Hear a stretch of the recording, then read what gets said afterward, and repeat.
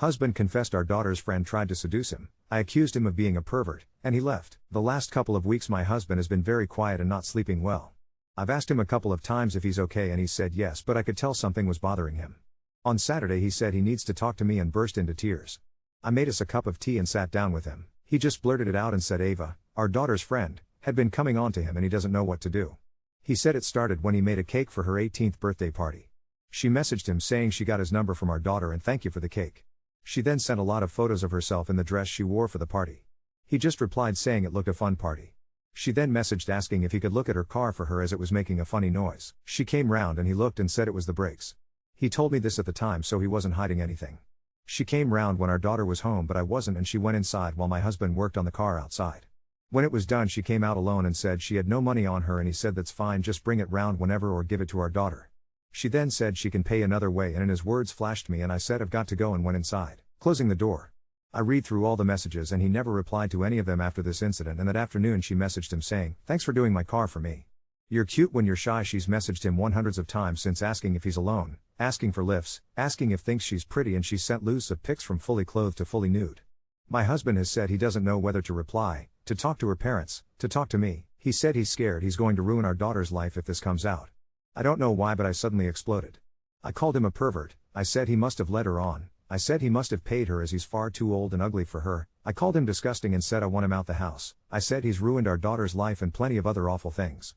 I stormed out the house and when I came back an hour later he was gone. Over the last couple of days I've calmed down and realized he's done nothing wrong and I've reacted awfully. I've tried ringing and messaging him but he's not responding. Update 1. So I went round to my husband's brother's yesterday morning at 5:30 a.m. to wait for him to leave for work so I could talk to him. I wore his favorite dress of mine and took him chocolate, flowers and a letter I'd wrote for him. The talk went how a lot of you wanted it to go. He told me he'd spoken to a lawyer and he wanted a divorce. He said he can't get past what I said, and as soon as he laid eyes on me he felt nothing but anxiety and a need to run. He said he'll never get over what I said and how I acted, and that's that. I know I deserve this but I am still incredibly heartbroken.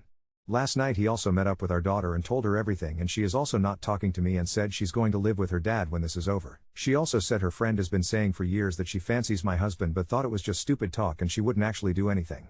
She's still friends with Ava but told her she will fall out with her if she does anything else. My husband had also spoken to the girl's parents who didn't really seem to give a shit. They said she's 18 and can do what she wants and they are sorry she's tried to get with a married man but they can't ban her from talking to people and she'll be going to uni in September so they don't want to cause any unrest before she goes. My husband said he felt a lot more relaxed once he'd spoken to them and our daughter, so hopefully he can sleep now. Update 2. Just want to start this by saying I don't care if anyone believes me or not. I'm not sharing screenshots or Ava's socials as so many men have asked. All the names are fake obviously. Last night, September 7, 2025, my daughter came to me and said she needed to talk. She told me that a friend had been in touch and told her that a couple of weeks ago, this would have been the day of the flashing incident, on a night out Ava left early and said she was getting a lift home with a friend. The friend of my daughter's left the pub 5 minutes later with her boyfriend and saw Ava getting into my husband's car.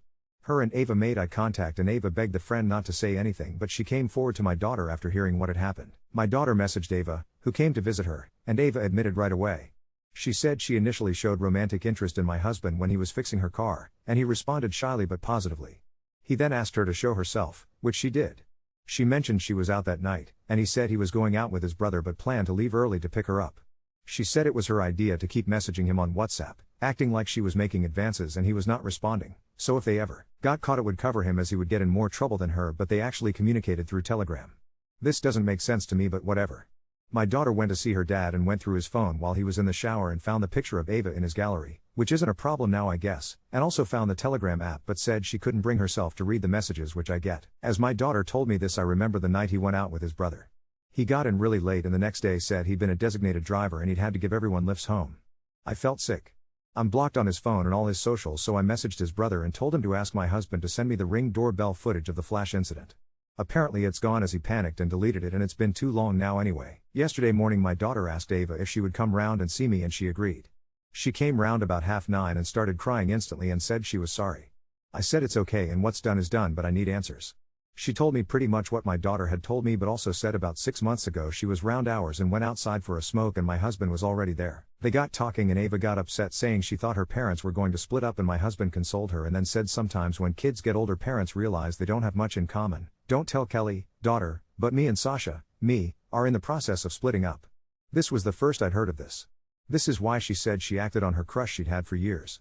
I won't go into details of the night he picked her up, but they did stuff that night, and she said, on one more occasion since in our garage, where he let her in the back garden gate to avoid the Ring doorbell. She didn't tell him about the friend seeing them until a couple of days later after the pickup, and that tallies up with when he started acting weird, but even during the weird stage he still snuck her into the garage for a blowjob. Ava then shown me all the Telegram messages. Again, I won't go into details, but he messaged her a couple of times and said, "You haven't chased my WhatsApp today, you'd best message me on there to keep it up," and was also begging for photos constantly. He came clean to me because the day before, this friend who saw them both together told Ava she needed to talk to her about what she saw. My husband obviously panicked once Ava told him this. To clarify all of this, I asked Ava if she could tell me something about my husband that no one would know unless they saw him naked. She knew what I meant and instantly said he's only got one ball. She couldn't have gotten this info from anywhere else. Ava sent me loads of screenshots of all their conversations. I then sent a screenshot to my brother-in-law and told him to tell my husband I have the whole conversation and I know everything. I feel so stupid now. In my first post and my second one I was defending him in the comments. Anyone who said his story sounds fishy got downvoted, and I joined in with the downvotes and the rebuttals. Turns out they were right. I'm sorry to anyone I argued with who tried to tell me he was lying. Someone messaged me as well and said the reason I said what I said is because my gut was telling me something wasn't right, and that's why it was out of character for me, as I've never spoken about him like that. I told that person they were wrong and it was my insecurities that made me say that, and then I blocked the person. I'm sorry. I gave him sex or a blowjob nearly every day, but it still wasn't enough. I did every kink he asked of me. I never said no to anything. I even told him I'd like to have a threesome with another woman or watch him with other women. Why wouldn't he do that for me? But he would cheat on me. I did everything he ever asked of me and he still cheated. I'll admit I've cheated before. I've kissed 2 other men and let another one run his hands over my clothed body while I danced at a concert. He wasn't bothered about the kissing. He says that's not real cheating, but he didn't like the dancing one, which I understand. I'm trying to balance this out. I haven't heard from my husband or his brother. My daughter is here asleep now, and I booked me and her on a last-minute trip to the Cotswolds this weekend at a spa to get us both away from this mess. I probably get 30 messages a day asking for any new updates, so just wanted to say there aren't any. We are still getting divorced. He still hasn't really spoken to me. He's still at his brother's. Update 3. We went to the Cotswolds. I booked it at 1 a.m. and we drove there the next morning with a carrier bag of swimsuits and a packet of crisps between us because neither of us could face a breakfast. The first hour was dead quiet, my daughter just staring out the window with that blank face she does when she's holding everything in, and then somewhere after we came off the motorway and the sat-nav took us down these lanes, with dry stone walls and sheep right up to the verge, she just started talking. Not angry at first. Tired. She said she kept thinking about stupid little moments, like him helping with her maths homework years ago and being proud of her, and then seeing his hand on Ava's thigh in her head and it not making sense. She said she'd blocked Ava on everything and then unblocked her and then blocked her again 3 times in the night because part of her wants her to say it was a prank or a dare or something she can pin all the blame on, and the other part knows exactly who should have drawn the line and didn't. We sat in white robes by a pool and she cried into her towel and I held her, and that's how the first day went. That evening after the treatments we were both too wired to sleep, so we sat in the window of the room watching drunk people wobble back from the pub. She told me her dad had once joked, months ago, that her friends were dangerous because they're all pretty and men are visual, and she'd told him to shut up and he'd laugh like it was nothing. She said she didn't think about it then, but it's making her skin crawl now. She said she's not moving in with him. She said she's not speaking to him until he gets therapy, and then she looked at me like she was checking I'd be offended, and I told her I want him to get therapy too so she can have a dad again one day who isn't this. We were still awake at 3 a.m. It felt like after a storm when the air is strange and everything is too clear. On the Saturday she asked me if I would go with her to leave Ava's hoodie back. It's been at ours for ages because she nicked it off her at a sleepover. My daughter wrote a note and didn't show me what she put. We drove over and there was no car on their drive. We left the bag on the door, and when we got back in the car my daughter's phone pinged and it was Ava asking if she could talk to me for a minute alone. I said yes because I wanted it done and I didn't want my daughter sitting in the car imagining conversations. We met by the Tesco Express around the corner. Ava looked wrecked, eyes swollen, hair scraped back. She hugged me, I didn't hug her back, and then she blurted out that she was late and she didn't know what to do. I could feel my heart beating in my temples. I told her to get in my car and we bought 2 tests and sat on the lid of the closed pharmacy unit in the shopping center quarter, like idiots because we both felt like we couldn't wait, and she came back from the toilets with one of those sticks and the paper wrapper and shaky hands, and we watched a little blank window fill up. Negative. We both burst into tears anyway. I told her to go to the clinic on Monday and not to wait because stress makes cycles weird, and I made her promise me she would, and then she said he'd told her not to tell him anything if she was late because that would make it real. That sentence has been replaying in my head over and over. She went home. I sat in the car park and shook for 10 minutes before I could drive. When we got back on Sunday night there was a pizza leaflet wedged in the door and a square of lined paper folded under it in his handwriting. He'd been to get his golf clubs and a box of clothes. The note said he was sorry for how this has gone and that we both made mistakes and he hopes we can keep it dignified. I didn't show it to my daughter. I put it in the bin with the leaflet and took the bin out because I didn't want the smell of it in the house. I messaged his brother and told him to tell my husband to go to the sexual health clinic now. I'd been to mine first thing that morning in Cheltenham and done the tests, and I wasn't going to sit around waiting 2 weeks to hear about my own body. They rang me on Tuesday. Chlamydia. I had to give the nurse his number for contact tracing and say his name out loud to a stranger, and I nearly swallowed my tongue. I texted his brother again and told him to tell him it wasn't optional and he needed antibiotics. His brother said he would pass it on. He replied 2 hours later with "I'll sort it" and nothing else. I told Ava. She'd already had a swab at the clinic on Monday and she was positive too. She said she'd started antibiotics. She asked me if she should tell her parents. I told her yes. I have no idea if she has. On Wednesday morning there was a knock and I opened it expecting a parcel, and it was Ava's mom. She was shaking and I honestly thought she might hit me because her face was a proper mask. She didn't. She said she was sorry. She said she and Ava's dad had both been at work when we left the bag, and Ava showed them my text from the clinic, and then she'd told them everything because she had to tell them about the antibiotics anyway. Ava's dad sat in the car and didn't come in. She said they'd been small and cowardly when my husband first rang them and told them Ava was being inappropriate because it was easier to pretend it would blow over until she moved to uni, and now she feels sick at herself. She asked if I was going to the police. I told her no, she's 18 and we're not in that territory, and I don't have the energy to make my daughter sit in an interview room and relive everything. She asked me if I had the messages. I said yes. She asked if I'd keep them to myself.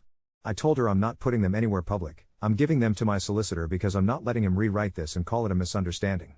She nodded and cried and asked if her kid could write to my kid, and I said she can try but I can't promise it will be read. She left shaking like she came in. I met him in a coffee shop that afternoon because he asked for half an hour in a public place and I wanted to say what I needed to say where he couldn't shout or twist it. He looked like he'd lost 2 stone in a week and I had to force myself not to feel sorry for him. He tried to start with me calling him names. I stopped him. I said, "You were already doing it when I said those things, you were already making plans in my garage." He said he was lonely. I looked at him and he couldn't hold my eyes. I told him about the clinic. He flinched like I'd hit him and then said he hadn't had any symptoms. Like that makes it not real. He asked me not to tell anyone at his work because this could ruin me. I said I haven't told anyone at your work and I don't plan to, but don't ask me to cover for you in this house. He asked if we could agree not to use the word affair in the paperwork. I laughed. He tried to barter with the house. He said if I didn't drag his name through the mud he'd take a smaller portion of the equity. I told him it's no fault now and I don't need to drag anything, and you'll get what you get by law, and I will not be bullied into a bargain that benefits your embarrassment. He cried. The barista was wiping the same clean table over and over behind him like it was a comedy because they obviously wanted us gone, and I decided I didn't owe him a tidy ending and I got up and left. That night my solicitor sent the draft. I signed and sent it back the next day. He's proposed to move into a rental near his brother for 6 months and then look at buying somewhere. I've asked for a measure order so I can keep the house until our daughter finishes education and then we'll sell and split. It was all very dry and practical. I changed the back gate latch and took him off the Ring account and changed the Wi-Fi password and put his remaining stuff in clear plastic boxes in the hall with a note that said please collect by Friday night. He came on Friday afternoon while we were at my mom's and took the boxes and left his key on the console table. I stood in the hall later and stared at the empty patch where his shoes always were and felt nothing. The next morning I sat on the kitchen floor and cried until the dog started licking my ear and broke the spell. My daughter has been so quiet and then suddenly furious in a way that is new for her. She wrote a card to herself yesterday that said none of this is my fault and then blue tacked it to her mirror. It broke me. She's got a summer job lined up and she told them she can start next week instead of September because she wants a reason to get up and out every morning. She told me to stop apologizing to her every time I walk into the room because it makes her feel like she has to apologize back and she didn't do anything. Last night she rang her dad and told him she doesn't want to see him for a while. He said okay. He didn't try and argue and that almost made it worse. I keep thinking about the stupid cake. The first thing in his story.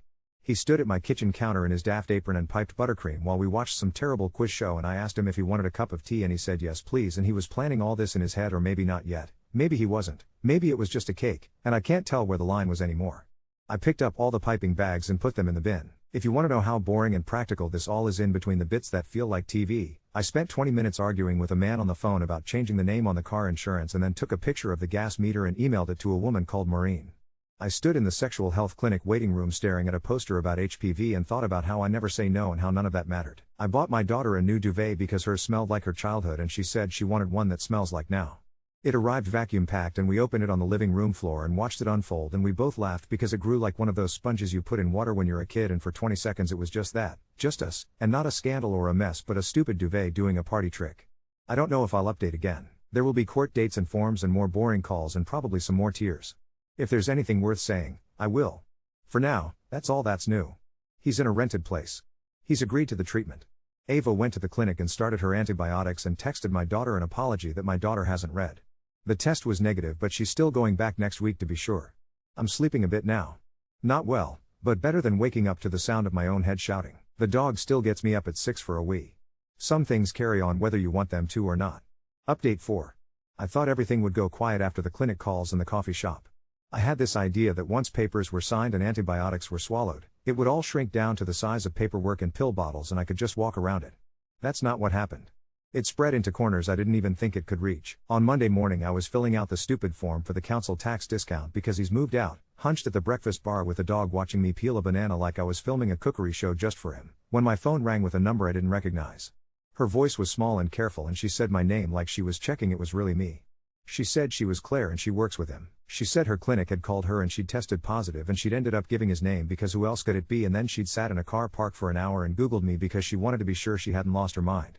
We met in the McDonald's car park like a pair of teenagers. She's younger than me by a few years and she looked destroyed in that way you can't fake, holding it together because the alternative is dropping every plate you're spinning. She had 2 shopping bags on the passenger seat, school socks sticking out of one, and I knew without her saying anything that she'd already done a supermarket run in a daze. She said she'd been seeing him since March. She said he told her he was separated, amicably, that his daughter was living with him half the time. He told her he slept on a sofa in the spare room when he was at the house, and she'd believed him because he'd send pictures of his sofa that were actually my bloody IKEA love seat. She showed me one. My cushion in the corner. I could have put my hand through the dashboard. She had her phone in one of those clear cases with a little crack across the corner and she scrolled and it was all there. Telegram, because it's cleaner, and his name saved as D and the same pedantic punctuation he uses for everything. The same stupid ellipses he puts between thoughts like he's chewing them first. He told her the exact same lonely speech he gave me in the coffee shop, only with more adjectives. He liked being called good. He liked being called decent. She winced when she showed me because she said she felt like she was walking me through a house fire and pointing out the tinder. He bought her a cheap hotel once off the Ring Road, the kind with a picture of a daisy in a black frame above the bed, and the bank statement from Disclosure later had the date, and I stared at the line of numbers for so long my eyes went hot. Same week as Ava in the garage. He must have thought he was in a film, juggling his little compartments. Claire cried once, on the word daughters. She said she has 2. She said she didn't know I existed as more than a technicality. She said she ended it when the nurse phoned and she realized she could draw a straight line between her body and mine and a girl in her A-level Leavers hoodie and it made her feel sick like she'd swallowed something wrong. I believed her. It wasn't relief. Relief is smaller and quieter. This was something else.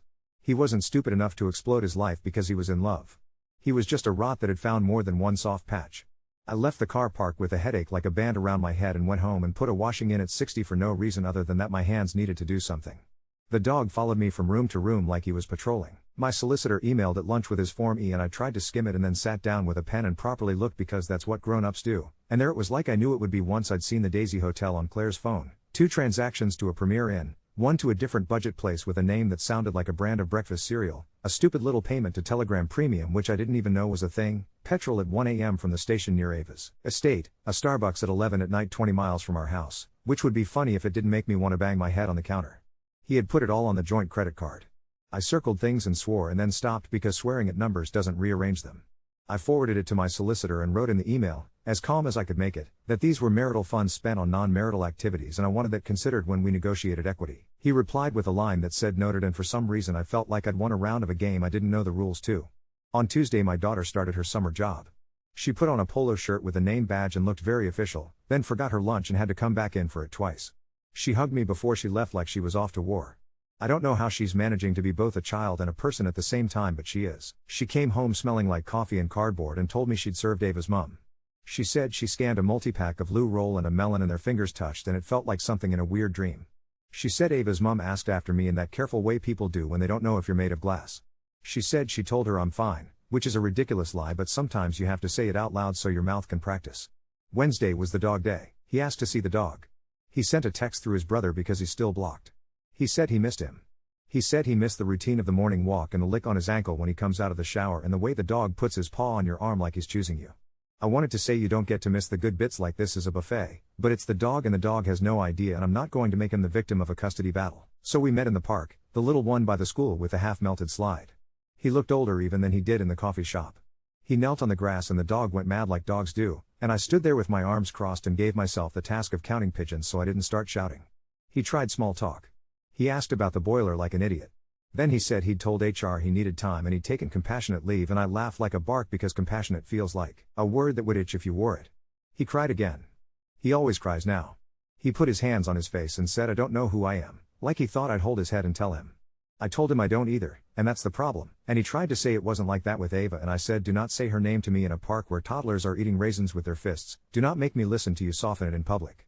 He shut up. He asked if there was any way we could do the financial consent order quickly because the rental is expensive, and I said I am not your safety net, and also, you should not have bought Telegram Premium in May if you wanted quick paperwork in July. He looked at me like he didn't understand the joke, and I realized nothing about this was funny at all. Thursday, Ava turned up at my house at 6 in the evening with her mum again, and I stood on the front step in my gardening gloves because I'd been at war with a patch of thistles by the fence and I had mud up my calves. Her mum asked if they could come in and I said no, and she nodded like she expected that, and then Ava said she was going to the clinic again tomorrow for the test of cure and did I want to see the text to prove it, and I said I am not your parole officer, and she nodded and then started crying in that guilty, hiccuping way, and her mum said stop making this woman your confessor, and then looked at me and said I'm sorry, she just keeps trying to give it to someone and I can't carry it all either. I said I understood because I do. Ava said she knows my daughter hates her and she accepts that and she's not going to try and force it. She said she's telling the uni accommodation office she doesn't want to come back to this town on weekends for a while because she knows she'll end up circling us like a moth if she does. There was a cat watching us from our neighbor's wall with that bored, superior look cats have, and I thought about how, however this goes, in September she'll move into a room with a pinboard and a kettle and someone will tell her about the bus routes and she'll make spaghetti at midnight in a kitchen that smells like damp and it'll be her life. I told her to make it a good one.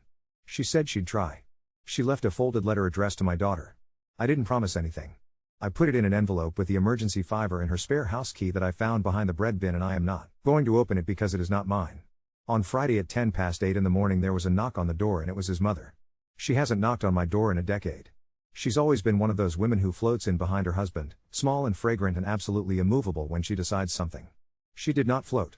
She sat at my table and took both my hands, her fingers bird-light, and she said, very calmly, that her son has always been a greedy child. She told me a story about him stealing sweets from a birthday party when he was 8 and hiding them in his sock drawer and making himself sick, and I had an absurd moment of wanting to defend him because it felt like a cheap metaphor, and then she said this isn't your fault, and the relief of hearing someone who loves him say that was violent. She said she'd asked him where the line was and he'd said he didn't know, and she said then you can't have anything that requires one. She asked if she could see our daughter. I said not now. She nodded and said she would write. She left a bag of tomatoes from her garden and I made a salad at lunch with basil and oil and ate it standing up at the counter and tasted every single thing in a way I haven't for weeks. The stupidest, most TV thing happened yesterday. I was clipping the hedge at the front and our next door neighbor, the one with the charity shop tat on every windowsill and the glass owl collection, leaned over the fence and asked if my Wi-Fi had been weird. I said no, why? She said her son had been messing with their cameras because he thinks he's a filmmaker now and he'd angled the one at the back so it points at our fence because apparently the light is better, and she wanted to check that was okay. I said point it at your own grass, please and thank you, and she apologized and laughed, and then 2 hours later she knocked on the door with a USB stick in her hand and said you might want to see something, because Tim did a test video the other night and it picked up your back gate and I don't want to be in your business but. I stood with my laptop at the dining table and watched a grainy black rectangle become my gate and then the timestamp from a night I can find on my phone and my calendar, and then his shape, hunched, familiar, letting someone in who kept her head down and had her hair pulled into a messy knot under a hood and who crossed my patio like a burglar. It was too dark and it was too far away and I could have pretended I couldn't tell, but of course I could. The back gate latch I changed made a little click and he looked over his shoulder like he knew. I sent the clip to my solicitor. I didn't send it to him. I haven't worked out what use it is other than proof for myself that I didn't invent any of this because my brain likes to play that game at 4 in the morning, like a nasty radio caller who wants to argue. I emailed next door to say thank you and I bought their son a £20 Amazon voucher because if he's going to point cameras at my plants he can at least get a new mic out of it. We had our first meow on Zoom. I hate acronyms. It was me in my leggings with my hair in a bun in my kitchen while a woman with very straight hair and a very straight line of lipstick told us about the benefits of finding our own outcome. He dialed in from his rental with a picture on the wall of a bicycle that wasn't his. He tried to talk about preventing reputational harm and I said the reputation was harmed at the garage door and the mediator did her neutral face so hard she almost disappeared. We agreed to exchange more documents and meet again in a fortnight. When I shut my laptop the kitchen looked aggressively normal, like it was offended by any of it. My daughter went to her first counseling session on Saturday in a beige room above a dentist. She came out with a cup of water she hadn't drunk and a sheet of paper with breathing exercises and said the woman didn't say very much and that was actually nice. She said the woman asked what forgive means and she said it means I don't have to think about it all day, and the woman said that wasn't quite it, and my daughter rolled her eyes telling me and said can I have chips for tea please, and we did, and we ate them out of the paper, and the dog did a little circle of hope around our knees. Last night I got an email from his work address that just said please don't come after my job, and I stared at it for a full minute because I had been in the bath, up to my chin, breathing in steam that smelled like lavender, and it felt like he'd opened the door and sat on the toilet lid and started talking. I wrote back, I am not coming after your job. Grow up. He wrote back, thank you. Then another, I know it doesn't count but I'm sorry. I didn't reply. I lay back under the water and tried to count how long I could hold my breath and got to 18 and then sat up like a seal and the bathwater slopped over the side and I laughed at the stupid mess of it. There are little things. We did a car boot on Sunday morning because my daughter said she wanted to sell some of the stuff he left that was too small for the charity shop to bother with, golf balls and a ridiculous lamp shaped like a man with a bowler hat that he bought from a vintage place, one weekend like he was someone else. We stood behind a trestle table on a field and a woman in sunglasses haggled with me for a set of pub quiz books like she was buying a house. It was sunny. My daughter bought a mug with a stupid duck on it for 50p and we both agreed it was the ugliest, happiest thing we'd ever seen. She put the duck mug on her bedside table and drank water out of it at midnight and came into my room at 2 to tell me she could taste the cupboard it had lived in, and we both laughed in whispers so we didn't wake the dog. I went back to the clinic this morning for the test of cure and sat opposite a man in a high-vis jacket playing Candy Crush like his life depended on it. The nurse asked if I had any questions and I asked her if the shame bit stops before or after the swabs stop, and she said she couldn't give me a time frame for that, but it usually recedes if you feed it less. I like that. I have been trying to feed the shame less. I made a pie this afternoon because I wanted the house to smell like something I did on purpose. I peeled potatoes in the sink and put the peels in the compost, and when the pastry crimped right without sticking, this tiny, stupid wave of joy hit me in the chest like a child finding a sweet in her pocket she'd forgotten about. I called my daughter to eat and she stood with her fork in her hand and said she'd read the letter from Ava, and I felt the air change and braced, and then she said it was just sorry and that she'd written on the envelope not today and put it back in her drawer, and that felt like a kind of progress I could hold. I keep thinking I don't want to write another one of these and then something else happens. It's like when you pull an old bit of ivy off a wall and you think you've got the root and then you see where it's gone back under the bricks while you were busy doing something else. There will be a hearing date and a brown envelope and more mediations and more practical phone calls where I have to find our mortgage account number while the tea goes cold. He will probably cry at me in at least one more public place, and I will probably not touch his shoulder, and then I will probably feel mean for not doing it and then remember it's not my job anymore. I changed the ringtone he had to something blippy and neutral so I don't get the little bolt to the ribs every time the WhatsApp tone is a certain note. I threw away the icing nozzles. I kept the cake tins because they're just tins. Tonight the dog will bark at a fox that doesn't care about any of this, and in the morning I'll take the meter reading and text it to Maureen with a smiley face because she calls me love and it makes me feel like a person. That's all the new I have. It's enough.